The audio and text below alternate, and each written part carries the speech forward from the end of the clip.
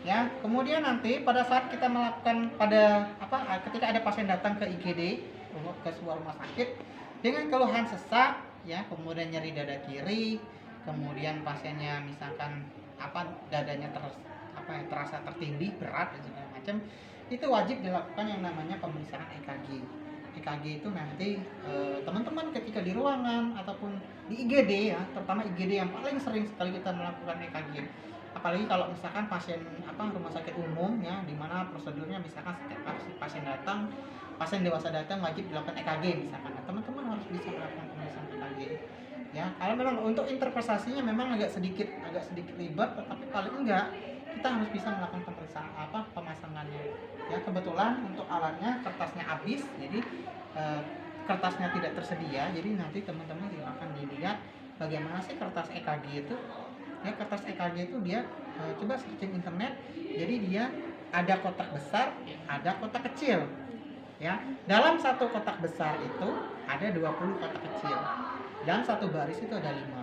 Jadi nanti satu kotak kecil waktunya berapa? 0,04 second atau 0,04 detik. Ya. Tapi kalau satu kotak besar berapa sih? Berapa waktu yang ditempuh? 0,2. 5 dikali 0,04. Nah, karena satu baris itu ada 5 kotaknya. Ya. Kemudian nanti kita lihat gelombangnya. Ya, kita lihat gelombang PQRST-nya. Karena untuk EKG itu harus ada yang namanya gelombang P, gelombang Q, gelombang PQRST.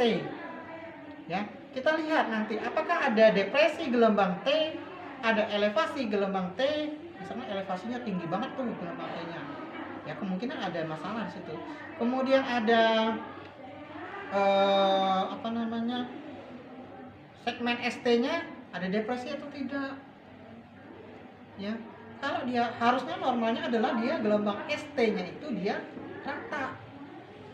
Ketika misalkan nanti di gelombang antara segmen ST-nya ada misalkan dia depresi seperti ini, ya, atau dia turun seperti ini baru naik seperti itu, kemungkinan misalkan takutnya memang ada masalah di jantungnya. Misalkan yang sedang tadi itu biasanya kasus-kasus dengan angina pectoris, akut myocardial infarct, ya. Nah, itu harus dilihat. Kemudian gelombang dari PQRS. Nah, Q ke S itu biasanya tidak lebih dari 3 kotak kecil. Ya, susah soal kita nggak ada kertas, jadi susah untuk membayangkannya seperti apa. Jadi, tapi nggak apa-apa, nanti saya minta teman-teman buat download. Ya. Kemudian ketika misalkan untuk gelombang T, ya, gelombang T itu masih misalkan gelombangnya tinggi banget, ya, kemungkinan menandakan bahwa di situ pasiennya juga mengalami yang namanya gangguan elektrolit, khususnya adalah kalium. Ya, adalah biasanya kasus-kasus dengan kalsemia, bukan kalsemia, kaliumnya, atau kelebihan kalsium di dalam darah. Ya, ketika nanti dia depresi, curiganya memang ada yang saya bilang tadi, ada masalah di jantungnya, misalkan kasus-kasus dengan akut myocardial infarct. Ya. Oke. Kemudian dalam satu EKG di rumah sakit itu kadang-kadang memang sudah ada yang namanya interpretasi. Ya, interpretasinya misalkan dia sinus rhythm, sinus bradikardi. Normalnya apa kemarin? Saya jelaskan itu waktu di kuliah teori. Normalnya apa? Normal EKG itu apa? Apakah atrial flutter, ada junctional, ada sinus rhythm, ada sinus arrhythmia, ada sinus bradikardi, sinus takikardi. Normalnya apa? Ada yang tahu? Saya sudah bahas perasaan, ya. Sudah, ya. Kita kuliah via Zoom sudah saya bahas, ya. Cuma saya nggak tahu teman-teman mendengarkan atau tidak. Lupa, Pak. Ya, karena makanya itu adalah salah satu kelemahan dari Zoom tuh, kita nggak tahu mahasiswanya seperti lagi tiduran, mahasiswanya lagi makan. Apalagi kalau kameranya sempat dimatikan. Itu yang saya selalu minta teman-teman jangan mematikan kamera ketika lagi kuliah ke saya. Ya, normalnya adalah sinus rhythm. Ya, sinus rhythm itu apa? Nanti dilihat, ya. Kita melihat. Jadi kita pengen melihat misalkan denyut nadinya nih kalau nggak ada interpretasi berapa. Jadi conclusionnya, kesimpulan dari EKG ini apa? Itu bisa kita lihat nanti berdasarkan jumlah kotak yang muncul antara gelombang R ke R, itu nanti dilihat ya. Oke, kalau misalkan nggak ada, prosesnya tetap sama ya. Kita ada preinteraksi, interaksi, tahap kerja, tahap terminasi. Ya, apa saja tadi kalau preinteraksinya kita membaca status ya, kemudian menyiapkan alat, apa saja alatnya, ada mesin EKG ya, mesin EKG, kemudian ada tisu, ada jelly ya, ada jelly, kemudian handscoon ya. Kalau misalkan handscoon dipakai ketika misalkan pasiennya memang ada curiga ya, ada penyakit menular dan segala macam, misalkan kayak hepatitis B, itu wajib kita menggunakan handscoon. Tapi kalau misalkan semua pasiennya kondisinya aman ya, pandemi lagi tidak ada, saya rasa untuk EKG tidak perlu menggunakan handscoon ya. Masker pun tidak perlu ketika pasiennya tidak ada masalah penyakit menular. Tapi ketika dia ada penyakit menular apapun itu, misalkan kalau masker penting ya, kalau di TBC wajib karena kita berhubungan langsung ke pasiennya. Nah, kemudian kita siapkan mesin EKG, tisu, jelly, ya, sarung tangan kalau perlu. Kalau misalnya nggak perlu nggak apa-apa. Seperti biasa ya, ini adalah tahap preinteraksinya. Kalau tahap interaksinya seperti saya praktekkan sebelumnya, kita dekatkan alat ke pasien. Selamat siang Bapak. Ya, perkenalkan Pak ya, saya perawat Sapri. Di sini saya bertugas dari jam 7 sampai jam 2 siang nanti. Ya, di sini saya akan melakukan pemeriksaan EKG ataupun memeriksa tentang EKG itu misalkan untuk kelistrikan di daerah jantung Bapak. Ya, mohon maaf sebelumnya, dengan Bapak siapa? Pak Andi. Kita sambil melihat gelangnya ya, Pak Andi. Jangan sesekali mengklarifikasi pasien dengan pertanyaan tertutup. Maksudnya, ini Pak Andi ya? Nah, itu tidak dianjurkan kalau di rumah sakit, karena untuk sistem keselamatan pasien tidak dianjurkan, karena itu adalah salah satu mengidentifikasi dengan cara yang salah. Kenapa? Karena kalau kita menggunakan pertanyaan tertutup, ketika pasiennya tidak konsentrasi, ya, pasiennya tidak konsentrasi, bapaknya misalkan, ini Pak Andi ya, ternyata Pak Tono misalkan, karena Pak Tononya mungkin lagi panik, jadi iya, ternyata kita salah pasien, misalkan melakukan transfusi, ternyata salah pasien kan bahaya. Ya, kita lihat, dengan namanya siapa Pak? Pak Andi, tanggal lahirnya berapa Pak? 20 Desember. Oke, kita pastikan benar nggak nomor rekam medisnya. Ya, karena di gelang pasien itu sudah ada nama, tanggal lahir sama nomor rekam medis. Ya, kalau misalkan pasiennya tidak memiliki gelang, saya tetap menyarankan, kalau saya di rumah sakit tempat saya kerja, saya selalu meminta teman-teman saya ketika pasiennya tidak ada gelang, harus ada gelang. Gimana caranya? Ya harus daftar. Dia sudah daftar, kemungkinan biasanya kadang-kadang adalah yang sesekali teman-teman kita di lapangan tuh bahwa mereka ada yang miss. Ya, jadi saya minta harus pasang gelangnya. Gimana caranya? Ya silakan minta ke bagian pendaftaran. Kenapa? Karena itu adalah sebagai identitas untuk menghindari kita kesalahan dalam melakukan tindakan atau terapi. Ya. Oke, kalau tidak ada, misalkan sudah kita jelaskan, oke Bapak ya, saya di sini nanti akan melakukan pemeriksaan yang untuk memeriksa tentang kelistrikan jantung Bapak. Karena memang berdasarkan rekam medis kami, Bapak mengalami nyeri dada, ya, Bapak mengeluh nyeri dada. Nanti saya akan memakaikan kabel, ya, memasang kabel di sekitar dada Bapak sama lengan-lengan Bapak.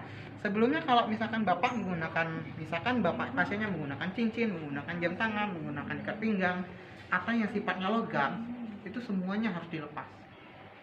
Ya, tidak ada yang memakai. Jadi sebelumnya kita melakukan tindakan, Bapak ada yang pakai jam, pakai cincin, atau pakai ikat pinggang? Ikat pinggang boleh dilepas Bapak, nanti misalkan seperti itu ya, anggaplah misalkan pasiennya sudah dilepas, tapi kalau misalkan belum dilepas harus dilepas, karena itu nanti berbahaya, bukan berbahaya, nanti akan mengurangi hasil, karena ini nanti listrik ya. Kemudian posisi untuk melakukan pemasangan EKG itu ada di berapa? Kita harus melakukan pemeriksaan palpasi dulu. Kita harus dilakukan di ICS keempat. Nanti ada V1, V2, V3, V4, V5, V6. Ya, posisi V1 itu di mana? Kemarin sudah saya jelaskan loh di teori.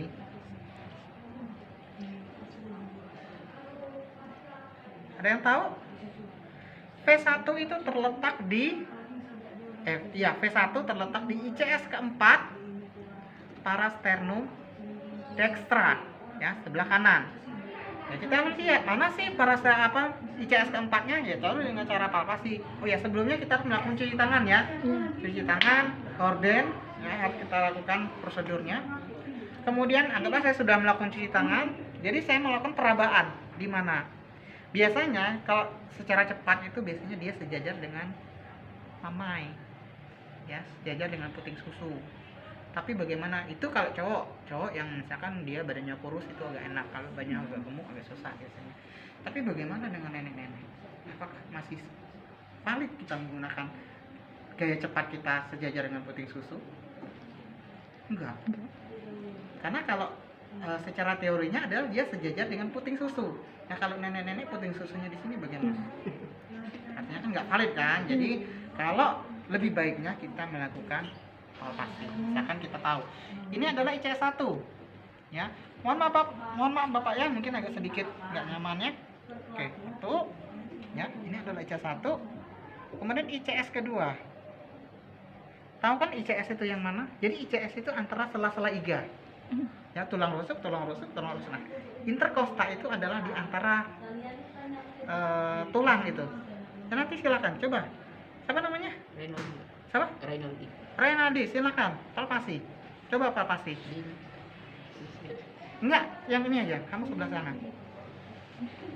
Jadi tahu mana ICS itu, ya. Ini adalah ICS 1, ya. Kemudian ada kita raba lagi. Nah, ICS 2. Coba Renaldi pegang. Ini kan tulang, ya. Ini tulang, ini tulang. Nah, ini dia. Sini, Pak. Pokoknya antara iga sama iga itu kan ada ruangan kosong, terasa seperti ruangan kosong.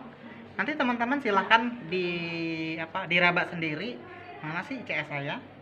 Nah, jadi ini adalah ruangan kosong, ini iga, ya, ini iga, kemudian ada ICS 1. Balik lagi kita ke ICS 2. ICS 2 itu adalah, ya, kita kalau iga itu kan dia tulangnya keras ya, teraba akal tulang. Ini 2, ya, ini 3, 1,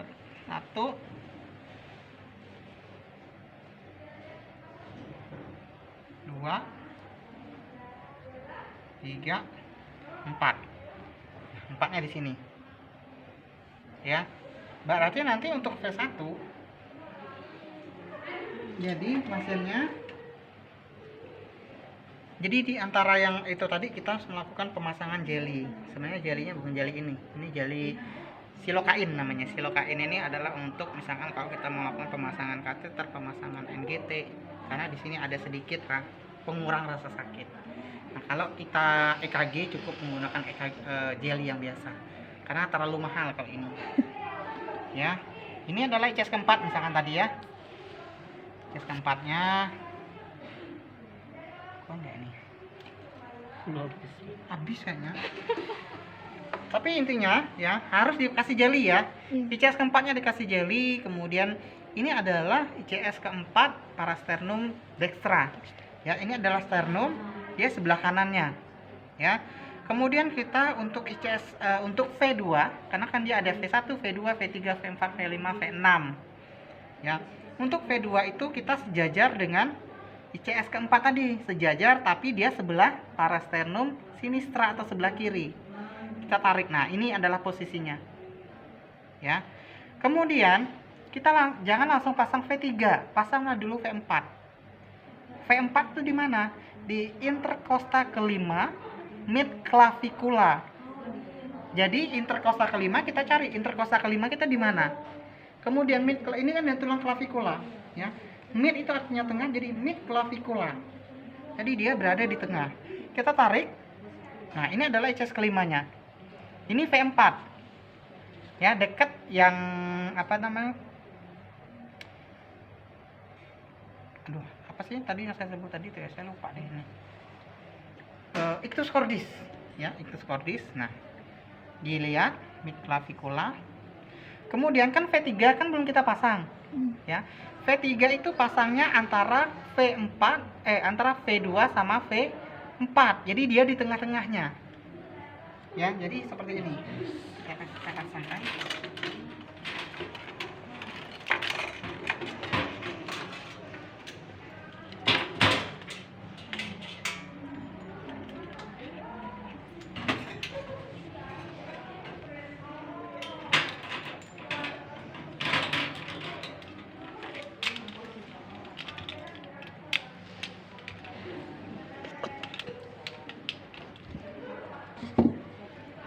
Nanti untuk melihat V1, V2, V3, V4 itu dia ada di sini tulisannya. Nah, ini C5 ya, sama dengan V5 maksudnya. Ya, kayak ini. Ini kan ada angka-angkanya. Ada C3, C4, C5 ya. Ada C3, C berapa nih? C6, C2, C1. Ya, kalau saya sering nyebutnya adalah V1 sampai V6. Nah, C1 atau V1 itu berada di mana tadi? Mana posisinya? Di ICS ke 4 parasternum parasternum dextra atau sebelah kanan. Jadi sebelumnya, jadi posisi yang tadi itu kita taruh jeli. Ya, jelinya juga jangan terlalu tebal, kita usap ya, yang penting rata. Kemudian kita pasang.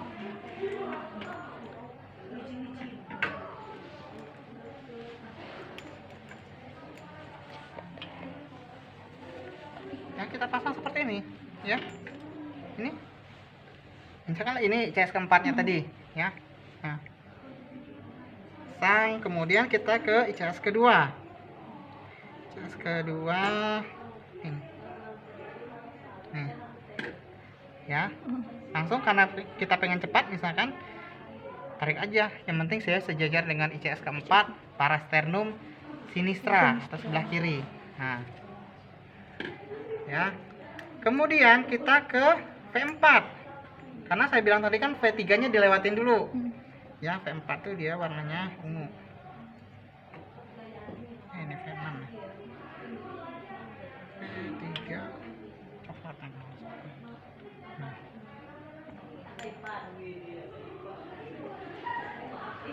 Kalau bisa masangnya jangan ini ya, kabelnya jangan bebulet-bulet ya. Nah, kita cari tadi ICS kelimanya di mana? Misalkan ICS kelimanya di sini, ICS kelima mid clavicula misalkan di sini. Ya, cek aja di sini. Semuanya pada saat kita itu jelinya semua harus dikasih. Ya, kemudian kita ke V3 karena V3 kan belum kita pasang. Di mana? Di sini. Ya, di antara V2 sama V4.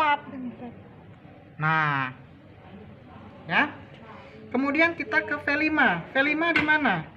V5 itu dia di ICS kelima, ya. Interkosta kelima, mid anterior axilla. Axilla itu di mana?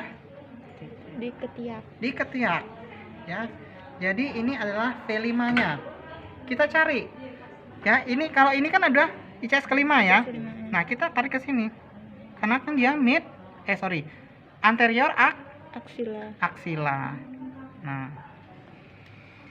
Kemudian ini adalah V6. V6 itu dia di ICS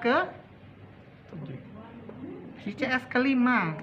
ICS kelima mid axilla. Jadi tengah ketiak ya. Taruh di tengah-tengah. Seperti itu. Nah, oke.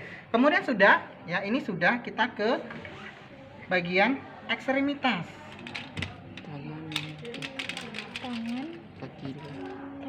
Tangan kanan, tangan kiri.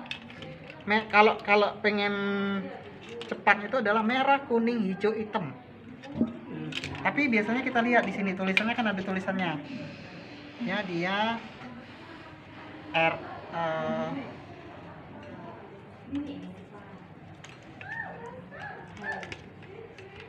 kusut. Tetap sama ya. Jadi kalau kita mau melakukan pemasangan ini semuanya harus kita kasih jeli. Kalau yang ini dikasih jelinya di mana? Di sini. Jadi misalkan di sini ya, kita kasih jeli, ini kasih jeli, kakinya semuanya kasih jeli. Ya. Yang logamnya ini mengenai area yang kita kasih jeli. Ini. Ya. Kemudian merah, kuning. Hijau. Ini kan ada tulisannya nih. Tulisannya misalkan R. ada tulisannya RA gitu, ada RA, LA, right arm atau lengan kanan apa? Lengan kanan, lengan kiri, right left, sorry apa ya? Left left, jadi kaki kiri, kaki kanan, LR. Ya, jadi dia ini logamnya ya, menempel di bagian yang kita kasih jelly. Misalkan ini kasih jelly nih. Nah, di sini kuning juga sama. Ya, kita kasih jelinya di sini. Ya. Kita pasang. Udah. Kemudian kan hijau.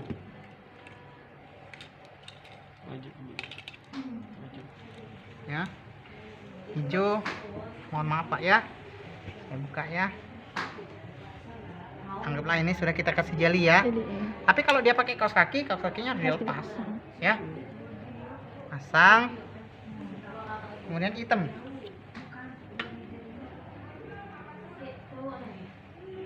Ini kasih jali juga. Sudah, Bapak silahkan relax ya. Bapak relax. Kemudian pada saat saya melakukan perekaman, mohon Bapak untuk tidak bergerak. Ya. Kita atur. Pertama, ini sebenarnya harus ada kertasnya. Boleh agak di dekat sini kameranya?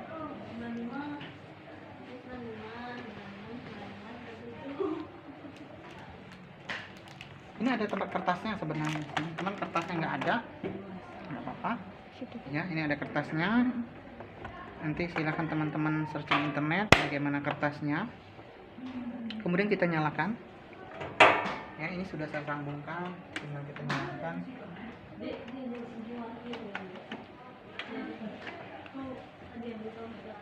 Ya, kemudian tombol on off-nya.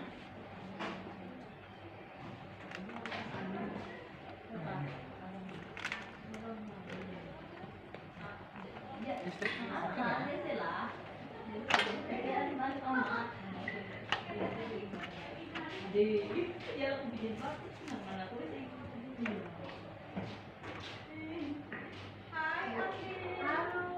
Ini nggak nyala.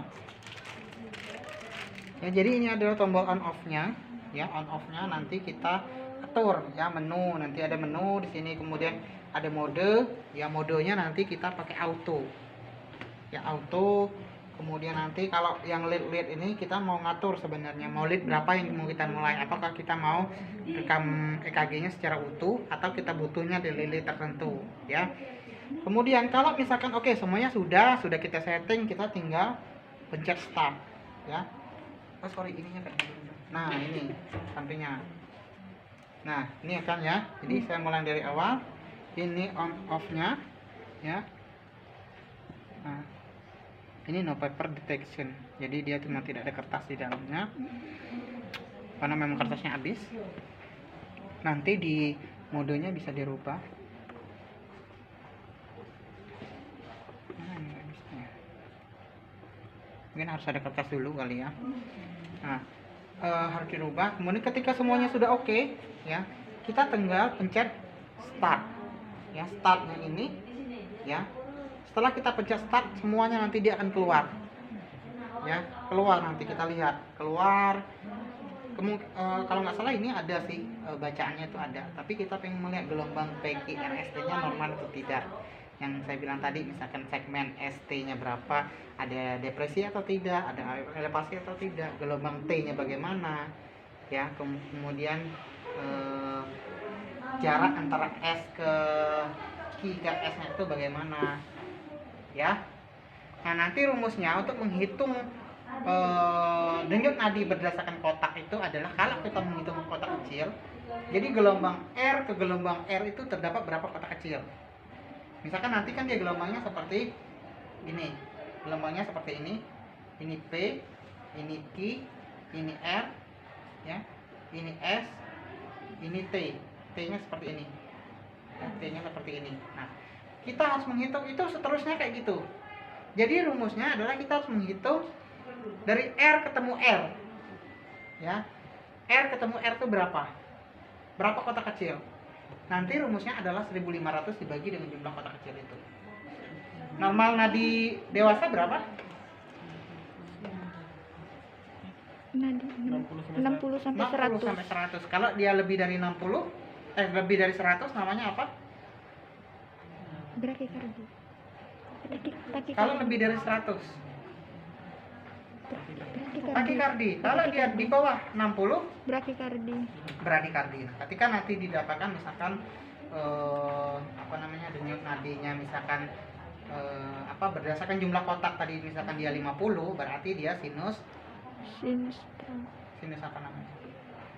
Sinus bradikardi. Kalau dia di atas 100 nanti sinus bradikardi. Tapi kalau nilainya normal berarti dia sinus ritem. Ya. Gitu. Oke, ada pertanyaan sampai sini? Ada pertanyaan nggak? Untuk waktu pemasangan itu berapa? Apanya? Untuk pemasangan Yang penting posisinya bagus. Jadi tidak ada waktu misalkan. Tapi kalau ujiannya harus dibatasin. Ujian kalau 10 menit, ini 10 menit harus terekam. Jadi kalau misalkan berapa lama itu misalkan, kalau kamu ngeprint misalkan, ngeprint kok hasilnya nggak bagus-bagus ya, banyak keriting itu biasa jadi posisinya salah, atau keriting tuh dia kayak kecil banget gitu. Itu namanya kalau kalian nyebutnya keriting. Jadi keriting atau posisinya salah, atau jelinya terlalu banyak atau terlalu sedikit. Jadi harus dibenerin dulu sampai dia lurus. Tapi kalau atrial flutter dia seperti ini, gambarnya seperti ini. Jadi gelombang PQRS-nya itu tidak ada. Ya, oke. Kalau sudah, kita lepaskan seperti biasa. Lepaskan. Ingat ya, kalau di sini tuh ada tulisannya. Jadi kita tahu di mana masangnya. Ya, sebenarnya rumusnya adalah merah, kuning, hijau, hitam. Atau di sini kalau ada tulisannya ada RA, ada LA, ada LL, LR, ya left, ya ini left, right, ya. Oke, sudah selesai. Kalau sudah selesai, ini ngelepasnya jangan langsung ditarik-tarik ya. Dikasih yang kulit pastinya ngelepas, tekan. Jadi dipencet seperti ini aja. Nah,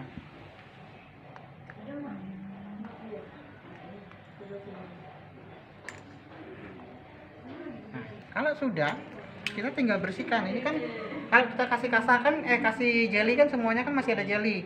Kita siapin kasa tadi. Ya, kita lap sini semuanya kita lap, bersihkan. Kalau sudah, tadi misalkan kita printnya sudah keluar ya hasilnya ya. Jangan lupa di kertasnya ditulis nama pasiennya siapa, ya. Karena nanti biar nggak tertukar dengan pasien yang lain yang kita lakukan perekaman EKG. Oke, kalau tidak ada, misalkan semuanya sudah selesai. Oke Bapak, saya sudah melakukan pemeriksaan EKG ya. Kalau berdasarkan hasilnya memang bisa ada ditemukan kelainan, tapi nggak apa-apa, nanti saya konsulkan ke dokternya. Terima kasih sekali atas kerjasamanya, bagus sekali tadi Pak. Oke, sampai di sini ada yang ingin Bapak tanyakan? Tidak ada. Kalau misalkan tidak ada, nanti saya jam 12 kesini lagi ya. Kalau misalkan Bapak butuh saya, silakan panggil saya di ruang saja atau silakan pencet belnya. Kalau misalkan tidak ada, saya permisi Pak ya. Selamat pagi, semoga kita sembuh. Langsung kita bereskan apa? Cuci tangan. Bereskan alat dulu. Oh, Bereskan alat dulu, habis itu kita cuci tangan. Ya, tadi sebelumnya saya juga sudah cuci tangan ya. Ya, Pak. Sebelum melakukan tindakan cuci tangan 6 langkah. Kemudian saya dokumentasikan, misalkan bacaan dari EKG itu apa, sama respon kalian juga apa. Oke, sampai sini ada yang tanya?